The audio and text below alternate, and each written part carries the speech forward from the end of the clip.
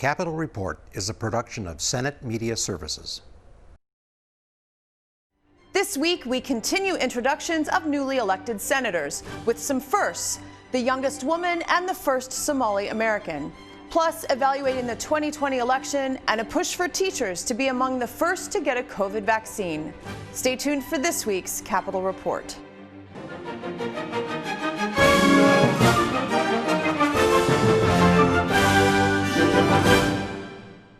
Welcome to this week's program. I'm Shannon Loehrke. One of the Senate's two practicing physicians, Dr. Scott Jensen, announced in April that he would not run again to represent District 47, which comprises almost all of Carver County. I spoke with Senator-elect Julia Coleman, who easily won the election, and I began by asking why she decided to throw her hat in the ring. That is my favorite question to ask because it's a very unique story. I was actually 9 months pregnant when I announced that I was running for the Minnesota State Senate, and actually ended up having my son 1 week to the day after I announced. And he's a big reason that I got into the race. I was sitting and waiting for someone that held my values, that I thought would do good for the Republican Party and for our community, to hop into the race. And when that didn't happen, I found myself just sitting up at night, worrying about the future, which you tend to do when you start to bring new life into this world. And so decided, you know what, instead of sitting here and worrying, I'm going to throw my hat into the ring and do something about it. And so 2 weeks to the day after my son was born, we were on the campaign trail, and he was on the campaign trail his entire first year of life. And I have no regrets whatsoever, and I'm so excited to get started working. What was it like to campaign for office for the first time, I think, correct me if I'm wrong, in the midst of a pandemic? This is the first time that I ran for the state legislature. I currently serve on the Chanhassen City Council. I was elected to that in 2018. It was a much different election year than what I was used to. When I ran for city council, I was used to parades, a dozen or so in-home meet and greets every month, you know, really going door to door and being able to have a strong connection with people because they'll invite you into their homes and you'll have those connections and conversations. We had to move everything digital. Now, luckily, I work in public relations and communications currently, and so that was sort of second nature to me, but I really missed having that day-to-day contact, and I'm hoping that we'll be able to be doing something like that again soon. You are part of a group of new senators that are going to lower the average age of the Minnesota Senate. In fact, your name will appear in the record books as the youngest, you're 28, female elected to the Minnesota Senate. How do you think that your perspective will contribute to the work of the Senate?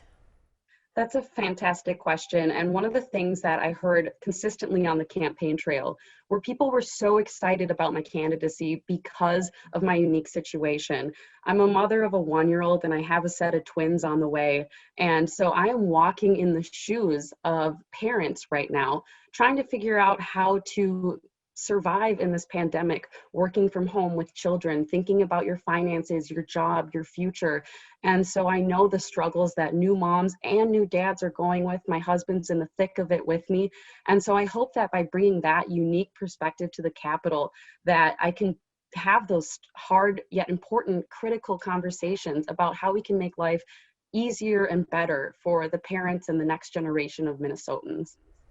And to piggyback on that, your experience in that just a little bit more, as you mentioned, you have a young family, and in fact, you told KSTP that you were bombarded with messages from people who said that you cannot be both a good mother and a good state senator.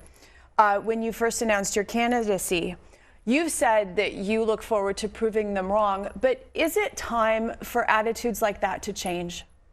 It absolutely is. In fact, I was shocked when I started receiving those questions, and I would be on the phone with voters and I would hear those questions and comments, and I would have to get off the phone and go talk to my husband for a second to just vent and get it off my chest and then dive right back into the work, because you can't let those comments hold you down. But in my conversations with legislators who are fathers that have young families, they're not asked those questions. And I am in a family where we equally share the responsibilities of the home, of the upbringing of the children. And so I think that if you're going to ask those questions, they need to be asked fairly. But in all honesty, it's not just legislators, it is all moms and dads that are working constantly throughout the day and figuring out how to balance that with their children. You can be a good parent and a good dedicated employee, elected official, brain surgeon, what have you. You were an intern in both the Minnesota Senate and in the governor's office. What did you gain from those experiences, and did those experiences in any way inspire you to become an elected official yourself? They were very interesting experiences. I started interning in the governor's office for Mark Dayton when I had no political ambitions, no political ideology even. I think I was about 18 years old at the time and wanted a resume line item that would stand out for, I thought at the time, medical school. Times and plans have changed since then. But I wanted to give each shot a fair side. We didn't really talk about politics when I grew up, and my parents are both on opposite sides of the aisle. So I thought I would just soak it all in and really learn, and not just say I'm stuck to one ideology because this is what I was raised with or this is what I believe. And so I then interned in the Senate Republican caucus and learned a lot. I found out that's where my beliefs and my values lied. But what I learned along the way was that both sides are filled with good people. They just have different ideas about how to do the best for their constituents and the people of Minnesota. And so I think that this polarized political climate that we're living in is not really serving anybody. And I hope to help start tacking away at that and, getting it back to a more civilized discussion. You wrote on your campaign website that you won the title of Miss Minneapolis in 2014. You said that that platform allowed you to travel the United States and to speak about the importance of breaking the stigma surrounding mental health. Why is this important to you, and what does that kind of change look like?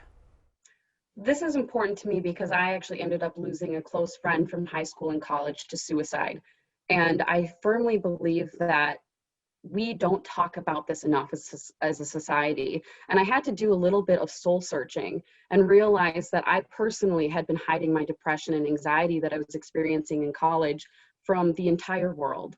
And what was that doing to my friends in my peer group? Was that showing openness or was that showing shame? And therefore, could they feel like they could talk about their experiences with me? And so I decided no more. I do not want to lose another single friend to this epidemic, really.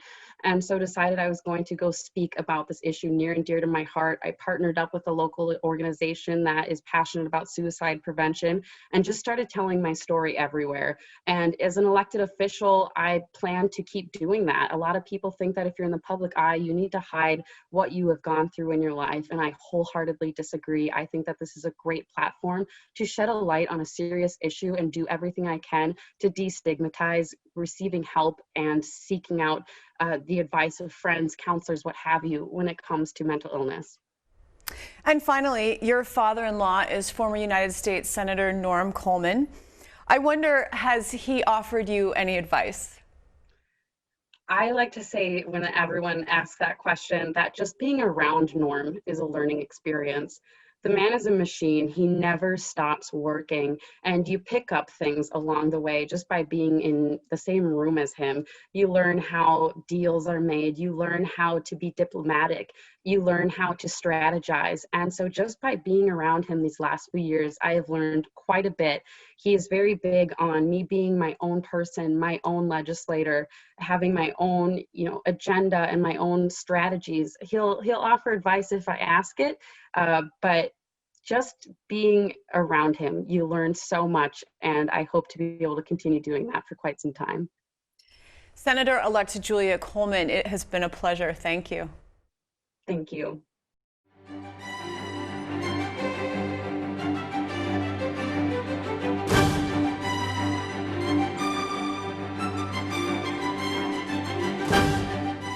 Secretary of State Steve Simon appeared before the Senate Elections Committee this week to answer questions about the security of the 2020 general election. I'm happy to talk to you today about the election, about how we all achieved this collective success that we did despite huge obstacles, how our system works before, during, and after the election, and how we can improve. But this hearing is not taking place in a vacuum. It is taking place in the middle of a national tidal wave of disinformation, politically inspired lies designed to mislead and manipulate people. So I will not at this hearing amplify or dignify conspiracy theories. We've seen a lot of them this past month in the federal and in the state level. And they're not just wrong, they're dangerous. And they have to stop. And they're dangerous in the short term because I think someone might get killed. I think someone in this country, maybe in this state, is going to get killed. We have amped up people out there who believe wild and unsubstantiated theories about our democracy that risk inspiring violence and even murder. Already in this country, there have been death threats and terroristic activity aimed at election administrators and employees of election equipment vendors. The Secretary of State of Michigan 2 nights ago, while she was decorating her Christmas tree with her 4-year-old son, faced dozens of armed protesters who showed up to her house shouting obscenities and "Stop the Steal." So while folks in our office haven't received such direct threats, there have been aggressive behaviors. Members of my own family have been the targets of harassment by people who seem truly to actually believe this stuff. They seem truly to believe these corrosive fantasies that are out there being fed to them by people with large megaphones. So the conspiracy theories are dangerous in the longer term because they are causing serious and lasting damage to our country. In a democracy, we always welcome strong differences of opinion, as we do at this committee and in the legislature. But we also need a basic shared reality. And millions of people are being told big lies repeatedly, not just about a particular election contest, but about our entire election system. And those lies are tearing us apart. They're doing the bidding of our foreign adversaries, and they are poisoning our democracy. I think it goes without saying that every single person would abhor any kinds of personal threats to any Secretary of State. And I want to assure you, this is not the first time. As Secretary of State, I had threats as well. It seems to be the nature of the course. Take it in stride. I think this year it is quite a bit more public, and I think more variety of numbers are in there. But certainly, no matter who it happens to, no matter who is, that we all abhor that and find that reprehensible and disavow it and do not support it. However, that should not ever put us in the same thing that when we ask questions about our election system, that somehow that in and of itself is some sort of shameful activity. I will also reject that. Elections are about the people and it's about the voters. It's really the day that Minnesotans govern. They're the ones on election day that are governing and choosing their representatives. And we serve the people of Minnesota through senators, House, legislature, and the elected officials. And they have a right to ask questions because the people of Minnesota ask us questions. And it is certainly appropriate for us during this time to be able to ask those questions as well. The 2020 election in Minnesota was a great big success on multiple levels. There was no instruction manual. There was no guide. There was no template for running a statewide election during a once-in-a-century pandemic.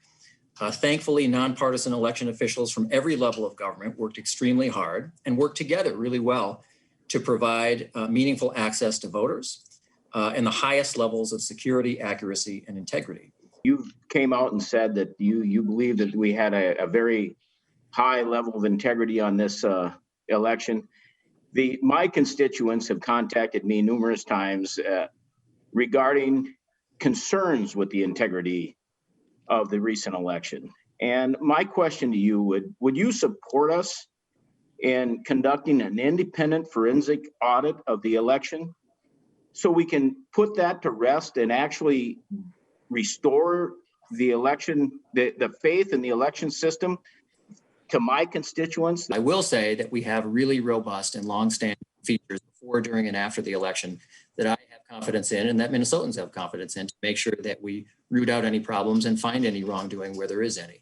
And there's precious little over the years. The Trump-appointed federal district court judge in Minnesota who looked at election top to bottom. Judge Brazel found in her decision that the level of fraud or misconduct in one segment of the electorate since 1979 was, I think, 0.00004%.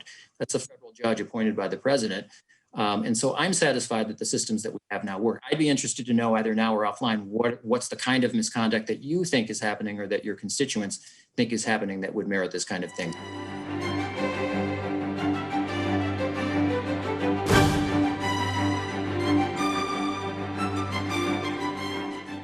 Omar Fateh challenged Jeff Hayden in the August primary and won both that and the general election to represent Senate District 62, a section of South Minneapolis. I spoke with Senator-elect Fateh this week, and I began by asking him what prompted him to run against such a well-known and well-established DFL senator. Thank you to the Capitol Report for having me here today, and I look forward to our conversation. So I ran because I wanted to be a senator that people would hear from, right? We took that head on by organizing and being present, keeping in contact with residents of District 62 from the early on stages of the caucus and the convention, educating them on how that would look like and what that's about through the primary. So this campaign was about uplifting the voices of renters and understanding that we have an incredibly diverse district, right? A district that's working class, made up of ESPs, educational support professionals, coffee baristas. So seeing them come out and vote for a new senator that represents working class people specifically highlighted the unmet need that just wasn't being addressed at the Capitol. So our district is made up of folks that believe healthcare is a right and should not be tied to employment. And they want a livable wage as well as truly affordable housing. So these were the things that we highlighted that allowed us to build a multiracial and multi-generational movement that we want to bring with us to the Capitol. And so is that sort of what you meant when you said on the night that you won the primary, quote, "This is what it looks like to hold power to account. This is what it looks like to win for change." Is that what you meant? Well, I think there's no secret that there are entrenched power structures within not just Minneapolis, but Minnesota politics, right? And a lot of money is generally spent against challengers. So what we did is we organized through people power. And I think that spoke to the willingness of the people that wanted to see that working class agenda be pushed for as a collective. We got neighbors not to only vote for themselves, but for their neighbors as well, right? And so for this, I guess for this victory, what that means is that working class people feel that they will be represented in a district that is largely BIPOC, Black, Indigenous, and people of color. And now in my position, I too will be held accountable. So I'm looking forward and honored to represent everybody. Now, there are a few firsts with this incoming Senate class, and you are one of them. You are the first person of Somali descent to win election to the Minnesota Senate. According to the Sahan Journal, your parents immigrated separately from Somalia to pursue educational opportunities, and you were born and grew up in the Washington, D.C. area. What brought you to Minnesota? Yeah, absolutely.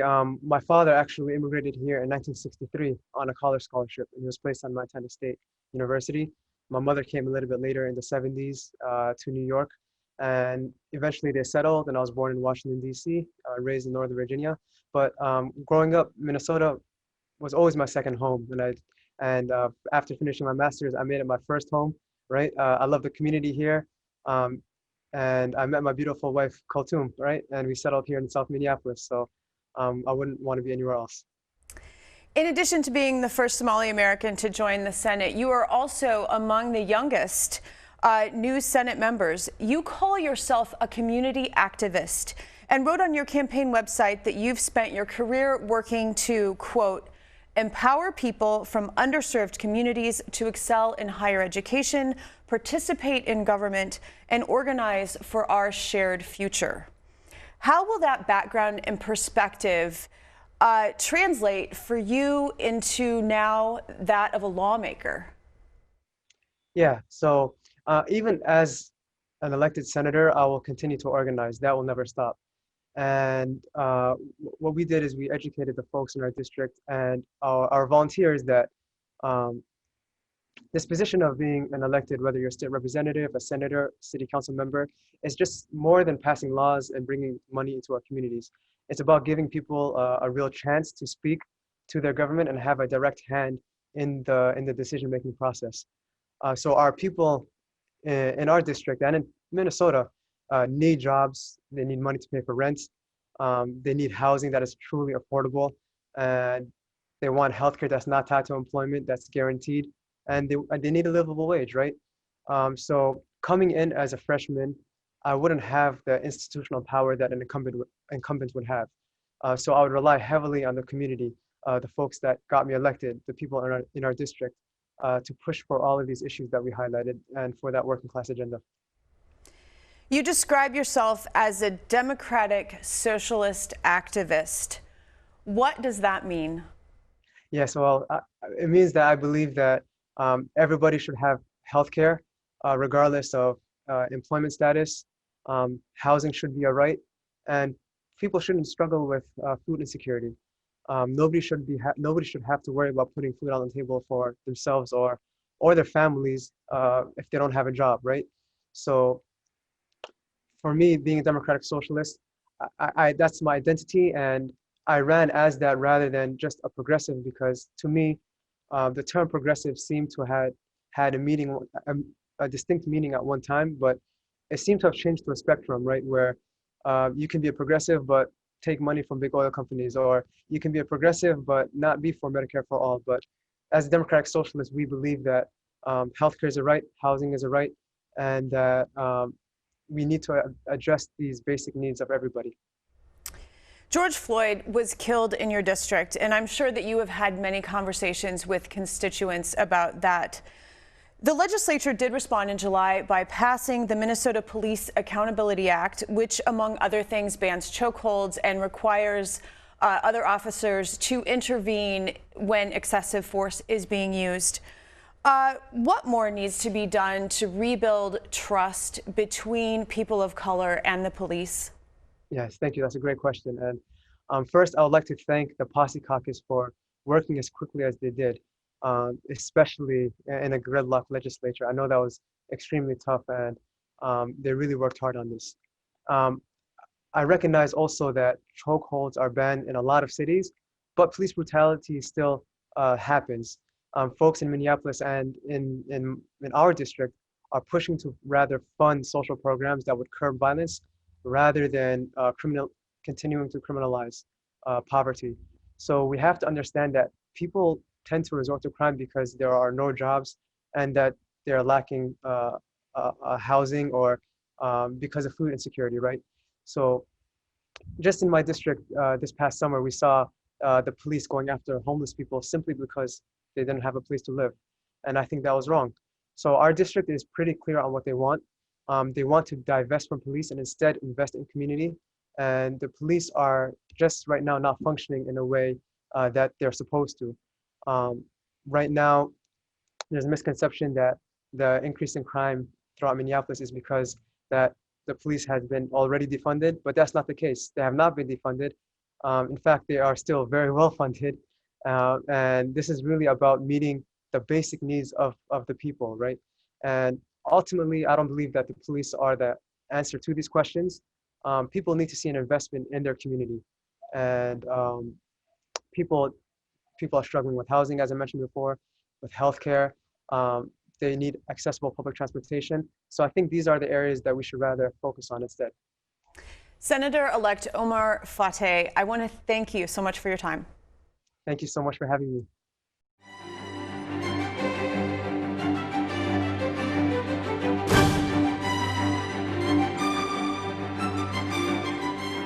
In a press conference, Republican lawmakers called for prioritizing COVID-19 vaccinations for public school teachers in light of the impact that distance learning is having on students, teachers, and families.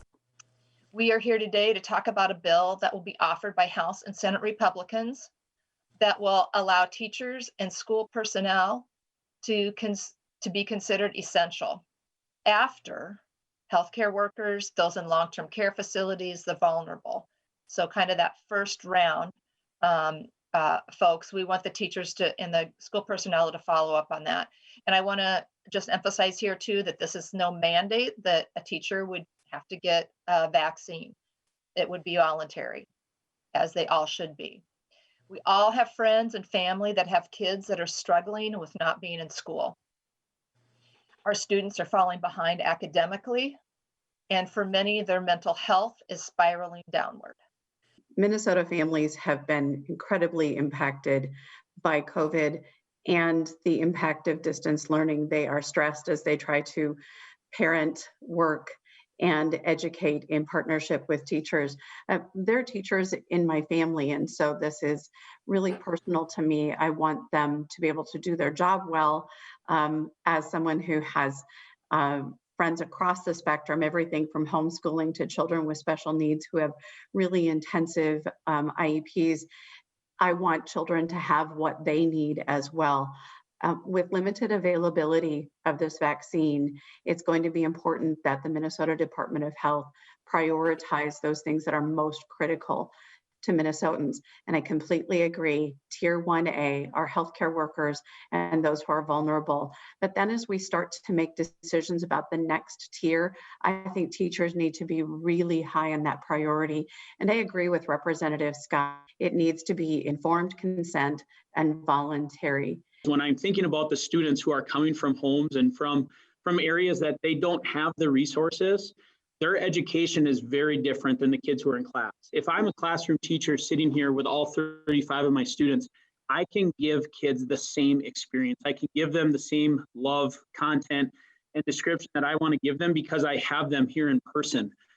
When they're in distance learning, I'm requiring that they have to have the same availabilities, and they don't. So I have a 16-year-old who is managing okay, logging in and getting things done.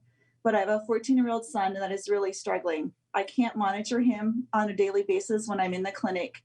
I can't leave my patients during the day to check on to see whether he is logged in into the classroom. After working all day, I try to help him with lots of missing assignments, but it's not the same as his teachers. Kids like mine are old enough to stay home, but need the structure of being in school to help meet their academic, social, and emotional needs. As president of the National Honor Society, I've had students in and outside of the organization reach out to me, all struggling and concerned about their grades and their future, because high school leads to college and college leads to what someone's going to do with their life. So right now, we're being impacted forever. Yesterday, I had one of my close friends send me a video on Snapchat of her crying because she failed math, and she's a smart kid, but just the way everything has been, it's been so hard for so many people to get motivated, and this is just not a fair way to learn.